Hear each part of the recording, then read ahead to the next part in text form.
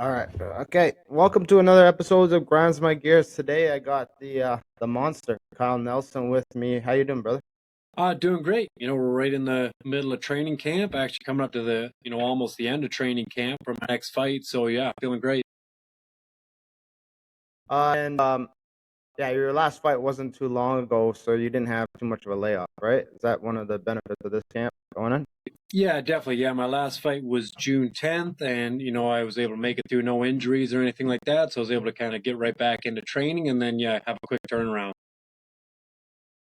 And I mean, the last time I saw you in person was way back in the Parabellum days for the pre-pandemic shit. And how have things changed for you? I know you made it into the UFC, and you're doing well there now. Got some wins on your belt. How have things kind of changed since those days? Because it was a dramatic change after that. I mean, we went into a shitstorm of like social issues with COVID shit, and that was when you were kind of getting your UFC career kind of started. So how did that kind of impact your ability to move forward with that career at that next level? Yeah, it definitely kind of slowed everything down. The UFC was able to get back up and running again pretty quickly, but they kind of stayed, in the States until they got kind of Fight Island going. But with the travel restrictions and stuff, it definitely made it difficult for Canadian UFC fighters and basically all the UFC fighters that weren't already in the States.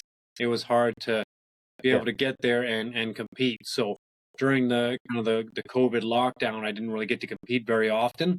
So that definitely slowed things down. And then as far as training, everything slowed down as well because of the limits on, capacities and, people weren't supposed to be around other people and different things. So it did make training a little bit more difficult, but we found ways to work around it. Now, with this fight you got coming up, it's in Vegas. You're fighting a Mexican. So what do you expect that's going to be a little bit different from this guy than some of your previous opponents? I'm not expecting a whole lot of difference, just slightly different skill set. Um, I fought in Mexico before, against another Mexican in Polo Yeah. Reyes, who was a 155er coming down to 145. So he was a bigger guy. One of my last fights, I think 3 fights ago, I fought a guy named Jai Herbert. He was 6'1", a tall, long, strong striker. My Yeah. opponent now, Fernando, he's also 6, but I think he's more of a natural featherweight. So he's got the hype. I don't think he's going to have as much power as Jai Herbert had. So I've definitely seen similar Yeah. styles to him, and yeah, I think we've got a good game plan for him. Now, where you live in Ontario, I don't think a lot of people know Muskoka region. It's not the hotbed for MMA. So you do a lot of your stuff out in Hamilton at House of Champions and stuff. How does that affect your day to day life having to, you know, like where you are in Muskoka is not close to Hamilton, right? Where you live and where you train. Like I know a lot of fighters do it. I mean, I did it when I was more active, traveling to Parabellum from Toronto. That's like a 2 hour drive in traffic. Yours is a lot of more of a commute. So how do you manage the work life balance with the home life and the fighter life for so long without wanting to go crazy? Yeah, it's definitely tricky. Yeah, so I mean, I was born and raised in Huntsville, up in Muskoka, and it's about a 3-hour drive to Stony Creek, where I train at House of Champions. Again, 3 hours on a good day. If it's a long weekend or something, then it could be anything from 4 to 6 to 8. It gets pretty wild sometimes. So I'll usually drive Yeah. down to Stony Creek on a Sunday night or a Monday morning, and then I'll train down here Monday to Thursday at House of Champions and Niagara Top Team, and then I'll go back up to Muskoka. Usually Thursday night. Yeah. And you got your own gym out there now, right? Yeah, so I run Muskoka Martial Arts, which is in Gravenhurst, which is also part of Muskoka. It's just kind of the south end of Muskoka. But yeah, so I run that gym. I'm there again Friday, Saturday, Sunday, and then I have some other coaches that help cover it Monday to Thursday. Yeah. And how do you like that balance of gym ownership and fighter? Is it a little rough, or like is it something you want to you're looking forward to doing more of later, or when the fighting days are behind you? Like how does that balance come in? 'Cause I know myself as an owner right now, it consumes my life. And then on top of that, to have the UFC career in the highest level of the sport, it can't be easy to run both and do it, with all your energy and passion, right? Yeah, I mean it's my career as far as fighting with the UFC is definitely the busiest schedule I've had as far as competing, with the training schedule that I have to keep up with, and then running the gym. I mean, it's not necessarily just train, like just running classes. That's fine. Like I could, run the classes and that'd be okay. It's kind of the behind the scenes stuff. So, taxes and memberships and doing all that stuff, as well as, some Yeah, of my members want to compete, whether it's jujitsu or kickboxing, and trying to find them matchups and then coach them as well on, jujitsu tournaments and stuff like that. That's kind of where it definitely kind of adds up, and it's a lot of work to try and cover both careers. But yeah, I am excited to see what I can do with the gym once I am done my UFC career and I retire. Yeah, as for right now, it's just kind yeah. of just trying to keep it together right now, build the members and stuff, get them fights and jiu-jitsu tournaments where I can. And then, yeah, in a few years when I retire, then we'll, be able to focus a little bit more time on it. Yeah, and it's really an understatement from fighters, especially guys who fight. They don't understand how much the coaches do behind the scenes, right? It's one thing to be traveling to fights. Like one of the things that my coach had a big issue with is he would be traveling to fights and with us every weekend, and when he's doing that, he's losing money, right? It's not like he's making money. It's not like it's a huge money making extravaganza for him because he's got to be away from his gym, away from the members, away from building that for 2 or 3 days while they're traveling. So it's really an understatement. I think in a way, some MMA fighters are a little bit greedy to take advantage of it sometimes, but they don't until you own the gym and you travel into that business, you really don't see the other side of what goes into that aspect. You know what I mean? Yeah, yeah, absolutely. There's definitely a lot of stuff that goes on behind the scenes with martial arts gyms and, trying to keep the lights on and pay the bills and stuff. Yeah. So moving on to this matchup in terms of I don't want to dwell too much on it because I fought, you fight. The stupid questions that the media always ask. So I'm not gonna ask what the fuck's the game plan and all that shit. That's stuff you're doing behind the scenes that doesn't matter. What matters is you know, how you are physically doing in terms of your preparation, how you physically feel. Like you've been fighting for quite a long time at a high level. How is the body holding up at this point in your career? Like the skill is always there. And in fact, for most martial arts, the skill builds as you get older. It's the other aspects of, your body breaking down, life getting in the way because, priorities change a little bit as your career advances. How is that kind of stuff balancing out for you at this point in Yeah. your career? Yeah, I feel like as I've gotten older, like my body, I've learned more about kind of rehab and stuff and recovery. So I feel like even, I've got a little bit better, with my strength and conditioning and my cardio and stuff like that. So when I was younger, I just kind of train, 100% all the time, and then I'd get like Yeah. injuries and stuff like that. Whereas now, I've got a better sense of my body and I know when to kind of pull back or, take a half day off or just flow through the technique instead of going 100%, at every training session. Yeah. And have you found that shift is going to add some years on to your career? Yeah, yeah, definitely. Now that my body feels, better than I did, when I was like 25, 26, when I was, really grinding. Um, yeah, I mean, Yeah. a lot more comfortable now in having a little bit of a longer career than before when I was so banged up all the time. I was like, oh boy, you almost wonder how much longer you can do it. Do you still get that it used to happen to me, it still happens to me. Do you still get that like guilty feeling where you put in like a whole hard day of training and then you're sitting around, you're relaxing. You did the work, then you're like, oh, what the fuck's the other guy doing? And then you get that antsy feeling. Like when I was younger, I used to do that a lot, and then I would get up and go train unnecessarily again. You find that feeling is kind of gone. Like once you put in your work, you're good, or you still get those kind of antsy feelings where you feel like you gotta outwork the other guy. Yeah, no, definitely over that now.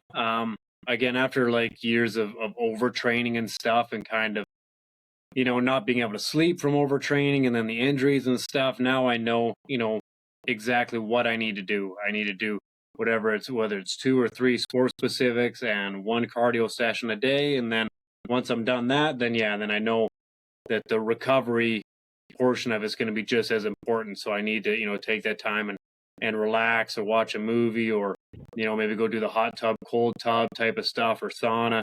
So yeah, I definitely look forward to, kind of the recovery process every day as well.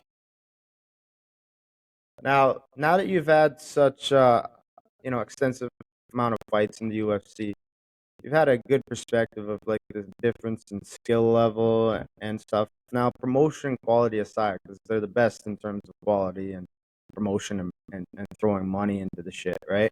Um, what do you think is the biggest difference skill wise between regional, UFC, Bellator? Because there's some fighters that are on regional that are good enough to fight in the UFC or Bellator or any of those organizations, but they just haven't gotten the opportunity. And then there's some fighters that me and you both know that are in the UFC that shouldn't be in the UFC, or in Bellator that shouldn't be in Bellator. Like, how does that, now that you're in the thick of it, how do you feel that the skill discrepancy between the UFC and some organizations, like what does it exist in your eyes now that you're in there?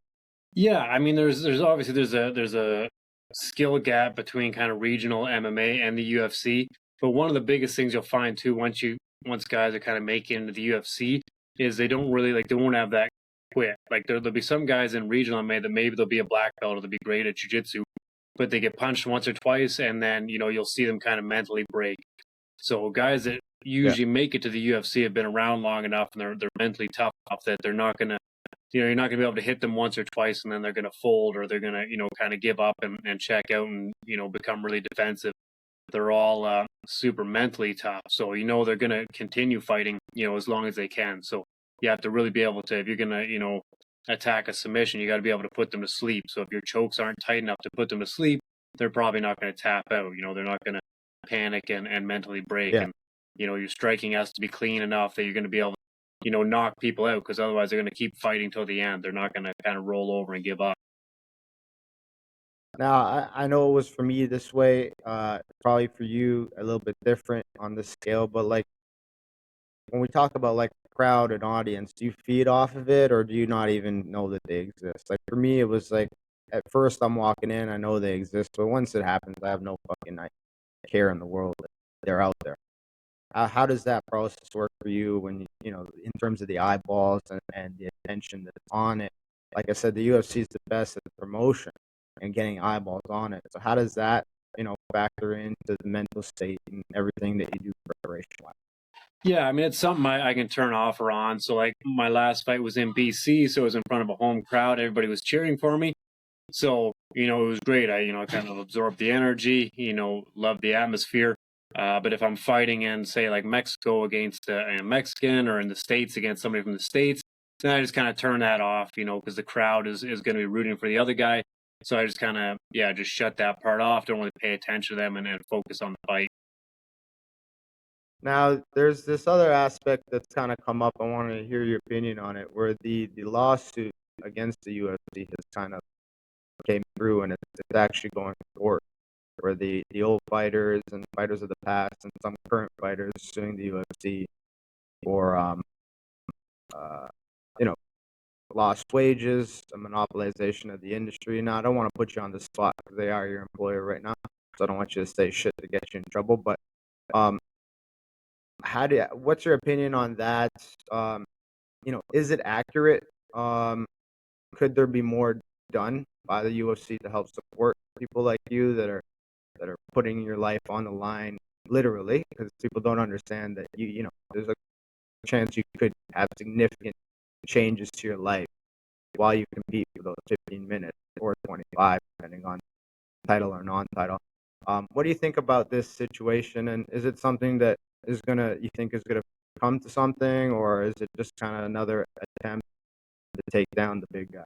Yeah, I'm not I haven't looked into it too much. Like it kind of came up years ago and then now it's kind of popping back up into the, kind of my news feed and stuff, but I haven't actually looked into what like the previous or the retired fighters are exactly looking for. I heard, terms like monopolization and stuff like that thrown around, but I'm not sure exactly how they're going about and like how they're going again about the lawsuit and what exactly the previous fighters want from it. So I can't really say too much about it, but from my personal experience, everything's been great with the UFC. So I don't really see. I mean, I know like Bellator is doing well, PFL is doing well. There's one championship, so I'm not Yep. sure if the monopolization thing really makes sense anymore. But again, I Yeah. don't know too much about what exactly they're looking for and what the UFC's kind of countering with. So yeah, Yeah, it's a weird kind of situation because MMA is not a sport where you know it's a team sport and everything's all hunky dory. You sign your contract. There's a lot of things that go into it where two guys literally have to show up for that event to happen for that specific part of the show. Um, and not and you know this as well as I do. Not every time the other guy holds up their end to that contract, that bargain that's signed. Like, a thorn in my career's side was that I've had, almost 10 fights plus canceled, you know, day before, same week. Like it's the yeah, story of every yeah, fighter's life. definitely. But that and it's something that promotions have to manage and and this is my opinion. I think that if a contract is signed between a fighter and a promotion, regardless of if the other guy shows up, um, I think the fighter should be paid, especially because of the amount of money and effort and time and pain that goes into preparation. Like I know Stephen Wonderboy Thompson had that issue recently. What do you think about that? Yeah, so when I first heard it, I thought it was, I was like, wow, that's pretty crazy that he's not getting. Yeah. Yeah, so with the Stephen Wonderboy Thompson kind of situation, when I first heard about it, I thought it was, kind of wild that he wasn't going to get paid, even though he showed up and made weight and stuff. Yeah, But then after Dana White came out and said, that they are going to help him out with his training camp. They'd offered him kind of a quick turnaround or another fight, and there was obviously stuff going on, between the UFC and Wonderboy kind of behind the scenes that weren't quite sorted out yet. But it does sound like the UFC was trying to work with him, to kind of reimburse him somewhat for the training camp and to try and get him back in to fight again as soon as possible.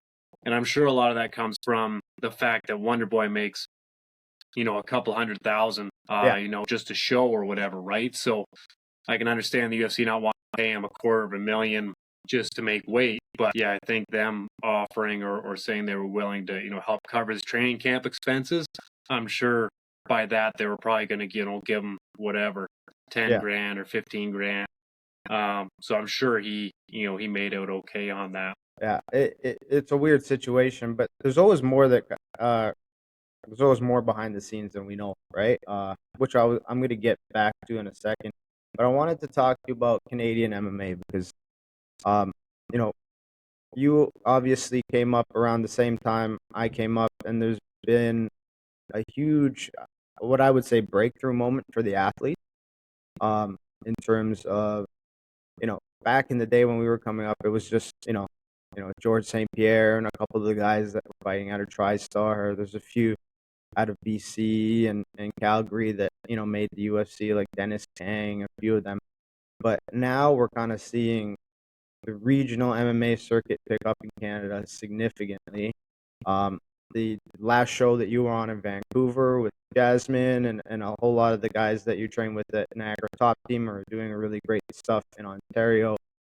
Do you view this as a breakthrough moment for Canadian MMA? Yeah, yeah. And actually, speaking of Niagara Top Team, I'm about to go sparring there in like 5 minutes.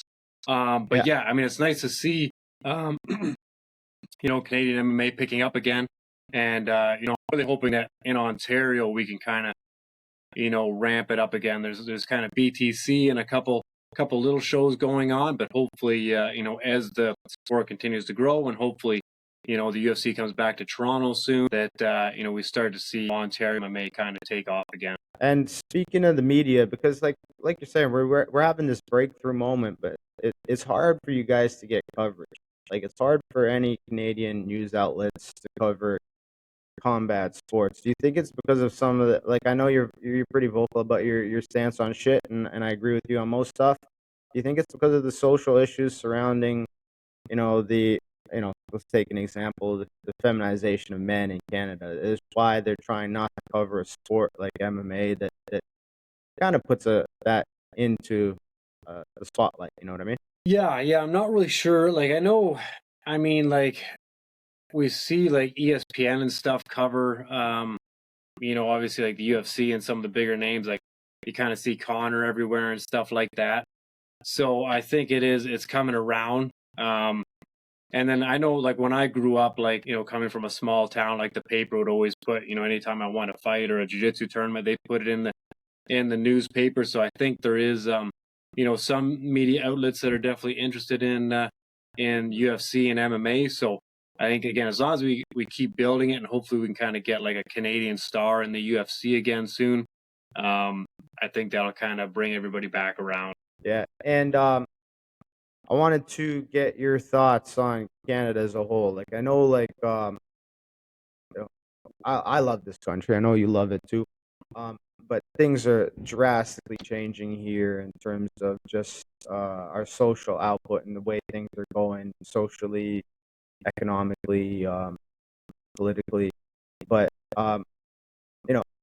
what's your opinion on how things are kind of unfolding here, and how does it kind of make it, like, as an athlete who represents your country, does it, it's hard to stay proud of the things that are going on right now. So how do you kind of put that in perspective, still be able to, go out there, represent our country on the highest level of fighting, knowing that a lot of these issues are going on? Yeah, it's pretty wild with the stuff going on from like the government kind of banning news on social media and stuff like that.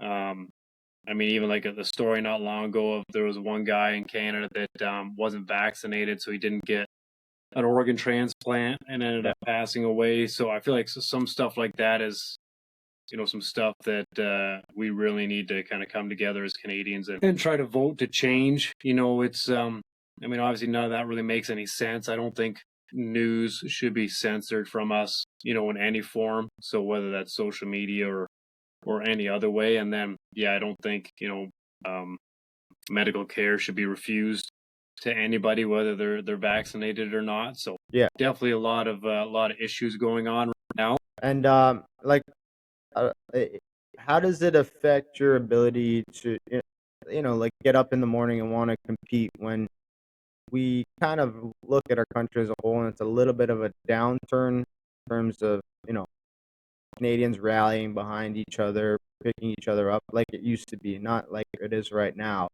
where, we're so divided. Does it affect your ability to kind of, some days you just wake up and you're like, fuck, man, all this shit that's going on in this country, the downward turn it's taking, why am I even doing this shit? These people don't care about me. That kind of, does it ever creep into your mind and affect your mental state in terms of fighting in life in general? No. I've got my circle around me, my family, my friends, and my training partners and stuff. So, I don't think too much into that stuff. I gotta make money to support my family and stuff. So, I wake up every day just as motivated as I've ever been. Yeah.